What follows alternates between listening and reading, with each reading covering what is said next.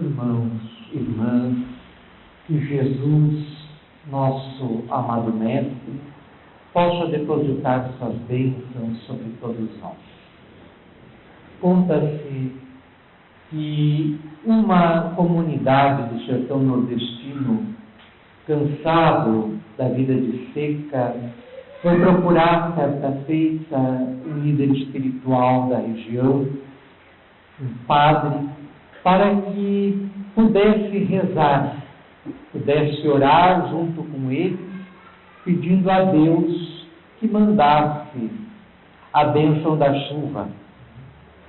E o padre concordou e marcou para a missa do domingo próximo a intenção especial de orarem, de todos se reunirem e orarem para que a região que eles residiam, no agreste nordestino, pudesse receber a cooperação da chuva. E chegou o dia da missa, e o padre, de sobre o púlpito, encarou a assembleia um tanto desapontado e respondeu: pois é, infelizmente não vai chover. E a multidão começou a questioná-lo, por quê? E o padre respondeu: porque eu vejo que aqui a maioria não tem fé. E as pessoas perguntaram: mas por que não temos fé? Porque ninguém trouxe o guarda-chuva. Então todos foram para a missa orar por chuva, mas ninguém com a crença, com a fé de que fosse chover de fato. Não é aqui o caso, né? Percebemos que todos aqui são pessoas de muita fé, porque mesmo ante a ameaça de temporal, né, alguns bairros, né, caiu até pedra, e compareceram, né, na reunião desta noite para conversarmos um pouco sobre as coisas espirituais, que são essenciais em nossa vida e não temos sabido muitas vezes dar o devido valor. Allan Kardec, o insigne codificador da nossa veneranda doutrina, publicou no ano de 1864 uma obra extraordinária, o Evangelho segundo o Espiritismo, onde ele se propunha a fazer uma análise minuciosa da mensagem trazida pelo Cristo, enfocando sobretudo o seu conteúdo moral, a sua doutrina e mensagem do amor, o seu conteúdo libertador. E dedicou o capítulo 8º para falar de uma das bem-aventuranças. Bem-aventurados os que têm puro coração, porque verão a Deus. É um capítulo admirável. O Evangelho segundo o Espiritismo, ele possui uma divisão que se repete praticamente em todos os capítulos.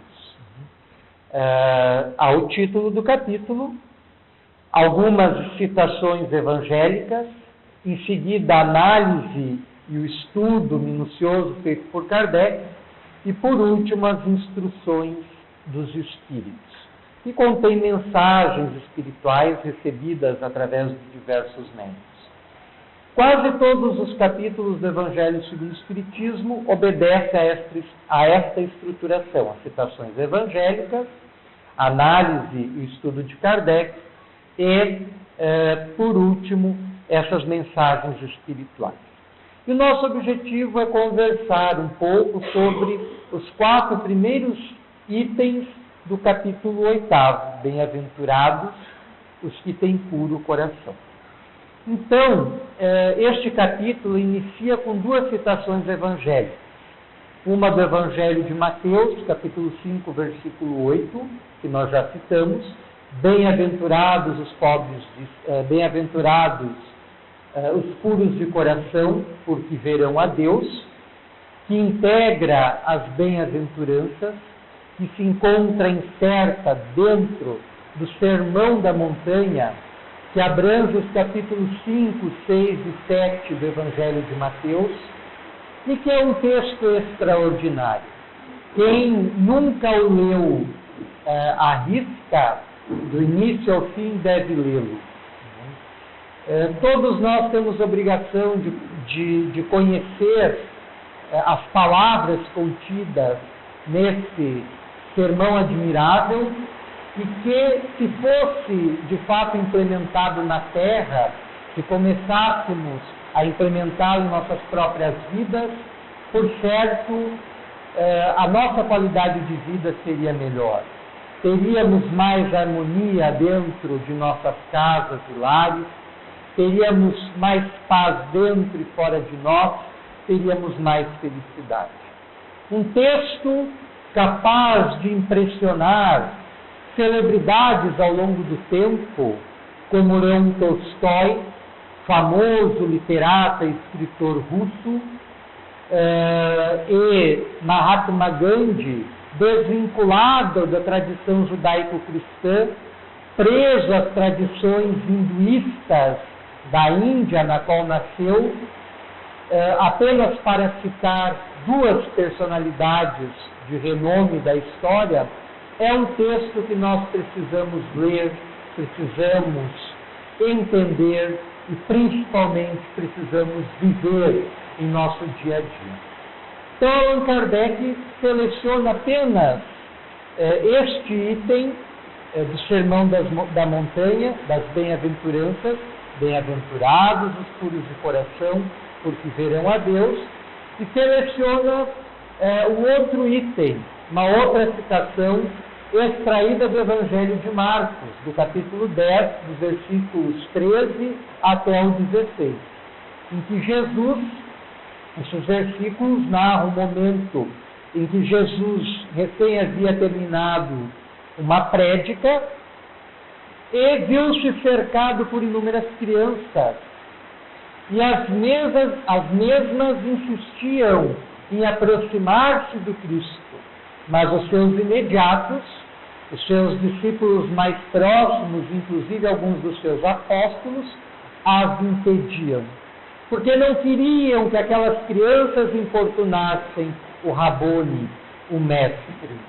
Quando Jesus percebeu aquela situação, advertiu os seus apóstolos e discípulos de imediato, asseverando o seguinte: deixai que venham a mim as criancinhas e não as impeçais, porque o reino dos céus é para aqueles que se lhes assemelham. E nisso as crianças se acercaram do Cristo, o mesmo conversou alguns momentos com elas, as abraçou e lhes impôs as mãos, abençoando-as. Esta passagem, que é narrada também em outros evangelhos, além do de Marcos, ela é sublime por demais. Jesus não menospreza as crianças, adverte a situação de desdém dos adultos para com elas e pede que elas se aproximem e ainda as toma como um emblema para caracterizar a pureza que nós precisamos aprender a construir dentro de nós. Então, essas duas citações abrem o capítulo 8 do Evangelho segundo o Espiritismo. E nós vamos conversar sobre os primeiros itens que servem de argumentos para que Kardec analisasse essas duas passagens. Allan Kardec inicia sua análise dizendo que a pureza do coração está diretamente relacionada a duas outras qualidades, a simplicidade e a humildade. E que a pureza do coração está completamente afastada de toda a ideia, de todo o sentimento de orgulho e de egoísmo. E que por isso mesmo o Cristo tomara a imagem da criança para simbolizar a pureza que nós precisamos alcançar, elegendo a criança como símbolo da ternura, da simplicidade, da candura, da bondade, etc. Jesus, quando encarnado, sofrera ao longo da sua missão ataques consecutivos, sobretudo de um partido político-religioso chamado fariseu. Os fariseus frequentemente tentavam surpreender o Cristo em erro para entregá-lo às autoridades romanas. E Jesus, em mais de uma oportunidade, advertiu-os o desacordo do seu comportamento, das suas atitudes, com os princípios espirituais que diziam abraçar, que diziam seguir, porque cuidavam mais das coisas de fora do que das coisas de dentro. Em mais de uma oportunidade, Jesus comparou-os a sepulcros caiados, isto é, pintados de branco por fora, mas cheios de podridão por dentro. E esta metáfora empregada pelo Cristo caracteriza, infelizmente, muitas pessoas que andam pelo mundo. Muitas pessoas que posam como pessoas boas, como pessoas dignas, como pessoas honestas, e não são. Muitos religiosos que vivem em desarmonia com aquilo que pregam, com aquilo que ensinam, com aquilo que defendem. Muitos indivíduos que aparentam, no seu comportamento, serem de uma determinada maneira, mas que na sua intimidade são completamente diferentes. E é essas pessoas que, metaforicamente, o Cristo as chamava de sepulcros caiados, brancas por fora, mas cheias, brancas por fora, bonitas por fora, mas cheias de coisas ruins, de podridões por dentro. Então é necessário, afirmam isto os mais eminentes psicologistas, haver coerência entre a nossa essência e a nossa aparência, entre o nosso ser espiritual e o nosso modo de vida, entre o nosso self e o nosso ego, para usar um jargão dos psicólogos, entre o nosso eu e o nosso comportamento. Então, para que tenhamos uma vida saudável, para que tenhamos uma vida harmônica, uma vida equilibrada, uma vida feliz, há que existir coerência entre a nossa realidade interior e a nossa realidade exterior.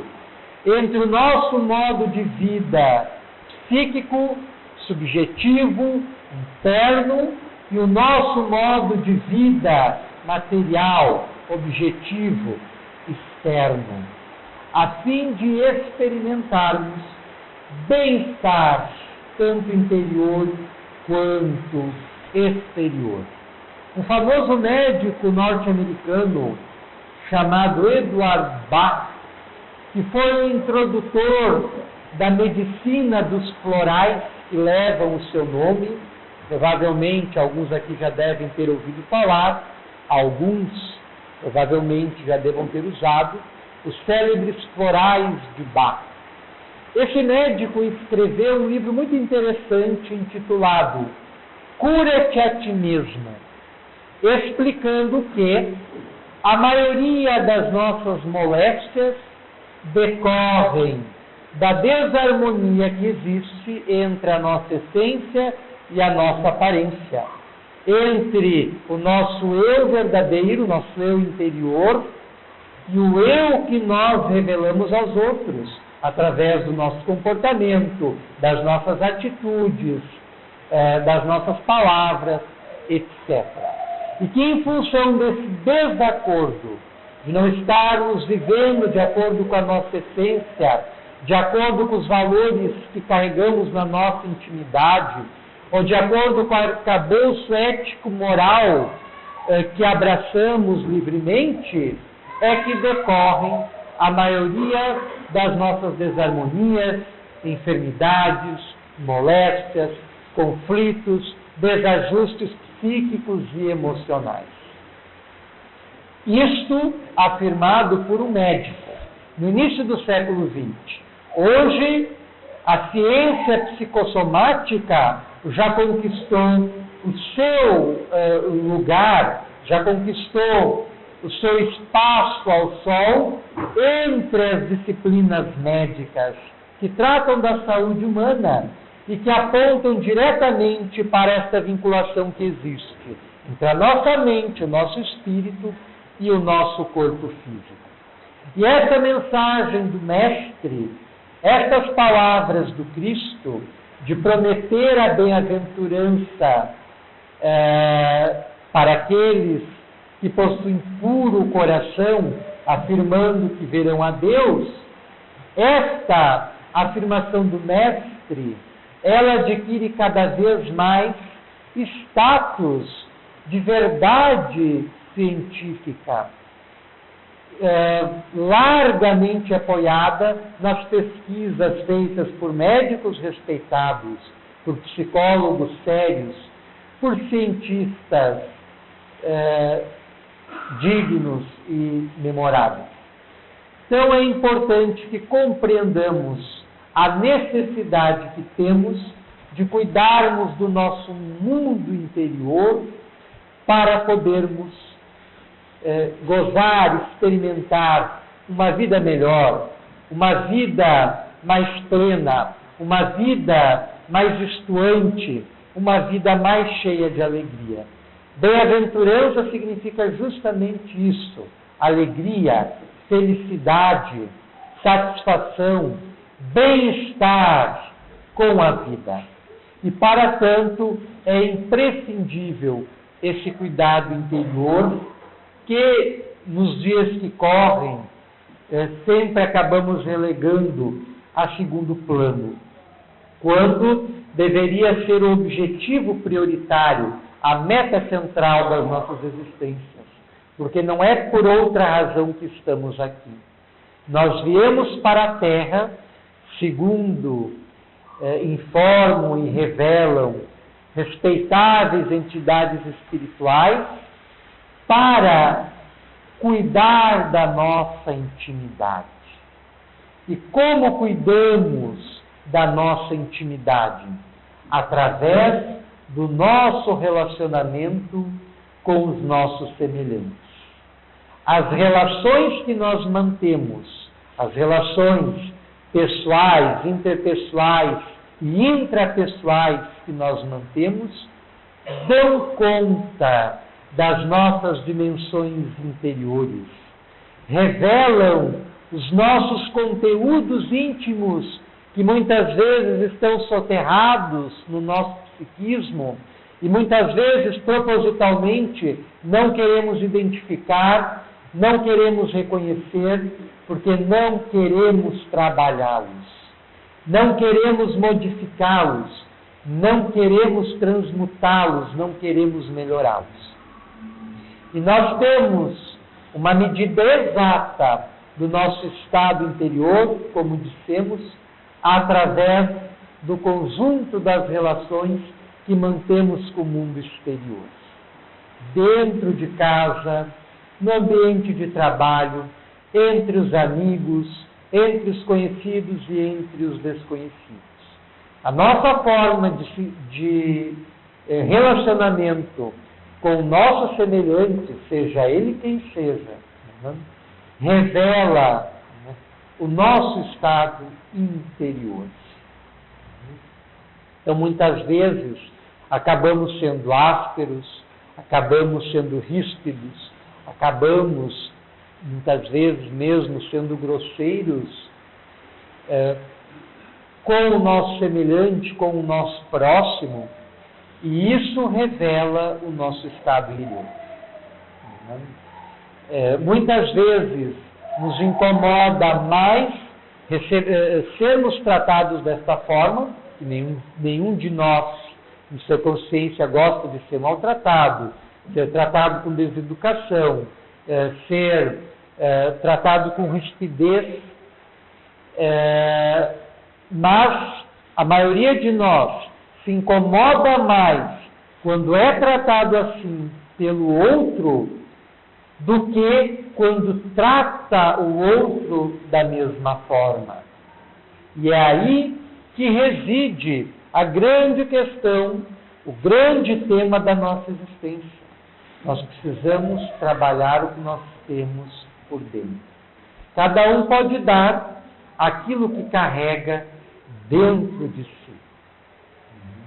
Mesmo ante as circunstâncias difíceis, complicadas, quando agimos de uma forma deselegante, deseducada, para não dizer grosseira mesmo, isto revela, é forçoso que reconheçamos, o nosso estado psíquico no momento e revela o que podíamos dar para aquela pessoa naquele instante. Sempre nos recordamos de uma afirmação feita por Madre Teresa de Calcutá, por certo, uma das pessoas que mais próximas a nós no tempo, que mais puro teve o seu coração, que sempre dizia que não se esforçava para não deixar que as pessoas se afastassem dela sem levar alguma coisa de bom que ela possuía para dar. E esta sua lição é transcendente. Cabe em qualquer tempo e local, dentro de qualquer filosofia religiosa. Não deixar que as pessoas se afastem de nós sem que possamos dar algo de bom que nós tenhamos para ela. Que seja um sorriso, que seja uma palavra amiga, que seja um aperto de mão. Imagine aquelas pessoas que se afastaram de nós, às vezes no primeiro contato que tiveram conosco, e levaram de nós uma palavra um tanto amarga ou agressiva, toleraram a nossa bile, o nosso mau humor, nós sobrecarregamos com os nossos problemas e queixumes e levaram isso de nós.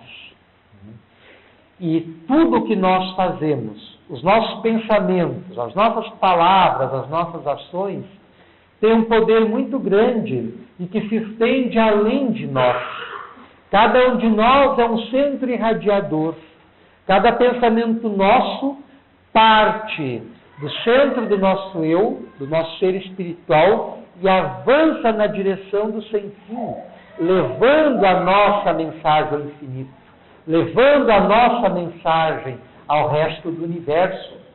E as pessoas que nos cercam sofrem o impacto dos nossos pensamentos, das nossas palavras e das nossas ações.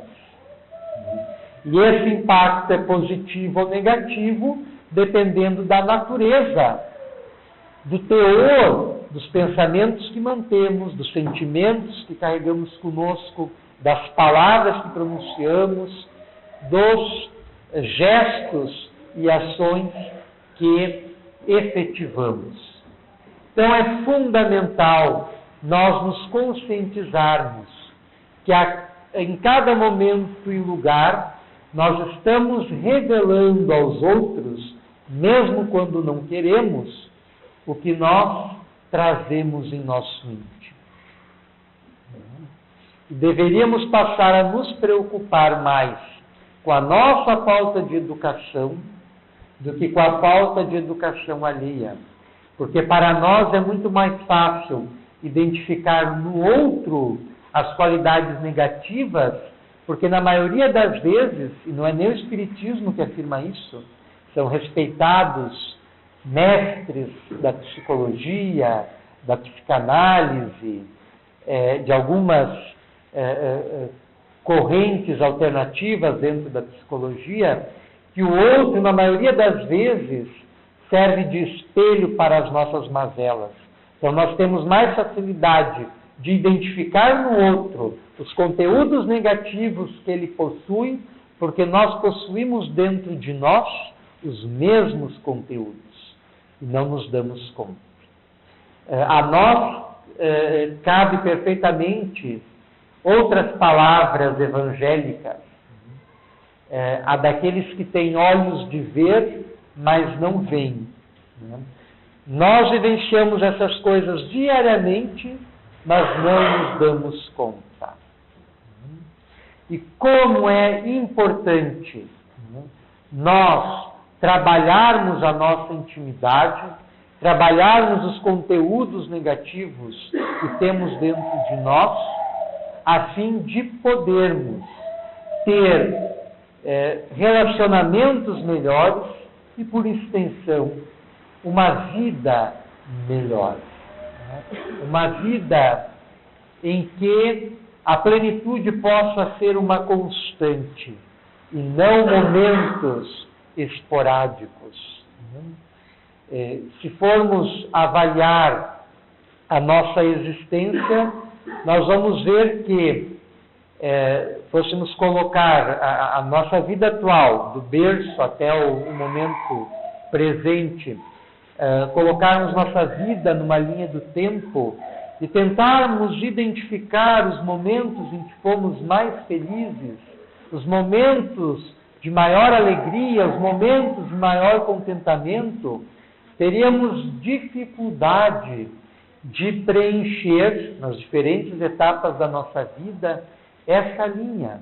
Até porque a nossa ideia de felicidade ainda está muito atrelada a uma felicidade exterior, uma felicidade que depende de coisas que estão fora de mim e que eu significo, que eu atribuo como sendo indispensável para eu ser feliz. Quando, na verdade, a felicidade verdadeira é aquela que nós construímos dentro de nós. Jesus manteve-se feliz em todos os momentos de sua vida. E ninguém ignora qual foi o seu histórico, do berço ao túmulo. No entanto, Jesus foi sempre feliz, porque a felicidade para ele não estava na dependência de fatores externos à sua personalidade, ao seu ser espiritual. A felicidade emergia nele de dentro para fora. Quando ele fala que o reino dos céus é para aqueles que se assemelham a uma criança, ele está entendendo por reino dos céus o mundo interior, a serenidade, a tranquilidade, o bem-estar psíquico, a paz, a autorrealização, uma vida plena e feliz, mas vivida de dentro para fora. Eis o que Jesus entende por reino dos céus. E ele nos convida, assim, a nos comportarmos muitas vezes como crianças, coisa que pouco fazemos, sendo mais espontâneos, mais verdadeiros. Podemos observar, principalmente, as crianças menores, nos primeiros anos, elas são extremamente honestas. Elas não mentem, elas são verdadeiras, são autênticas, são elas mesmas.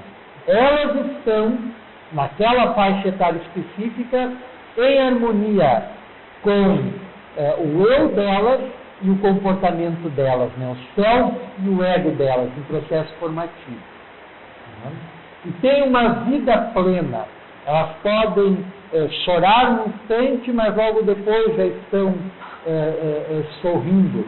A mãe pode dar uma palmada A criança pode chorar, mas instantes depois a criança já vem e abraça a mãe com o mesmo amor, o mesmo carinho de antes.